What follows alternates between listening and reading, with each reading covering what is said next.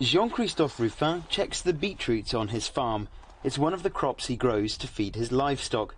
The weather is crucial for farmers, but it's increasingly hard to forecast, and dry spells are having a more and more significant impact.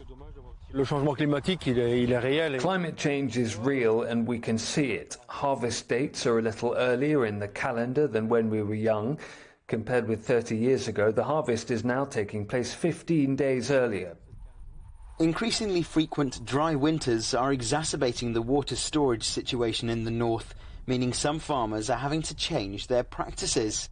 We have to adapt because our working environment, our factory, is all you can see out here. It's nature. So we're adapting a little. We're going to change our tillage practices a little. We're trying to keep the soil moist in case of spring droughts like this year. Diversification is one way to manage, and alongside the beetroot, Jean-Christophe grows wheat, potatoes and maize. In the sheds, his herd is fed on the food he grows on site. These cows produce milk for market, and he also raises chickens for meat.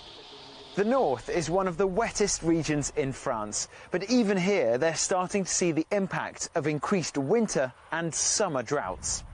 This area of France is border country. Belgium is just a couple of kilometres away. It's a heavily populated area with a growing number of houses and widespread industry using huge quantities of water. Agriculture is also a major consumer of water. As more areas of France deal with the impacts of unseasonal dry spells, how to manage water use in the future is a major point of discussion. We must all pay attention to water. I think we also need to harvest rainwater when it falls a lot. When it falls too much, we could collect it in basins to allow it to slowly enter the water table and recharge underground storage. Another impact of climate change is that the regularity of the seasons is changing. It's becoming increasingly hard for farmers like Jean-Christophe to predict rainfall, plus sudden winds can blow in. And France is starting to witness longer, more intense droughts in more and more areas of the country.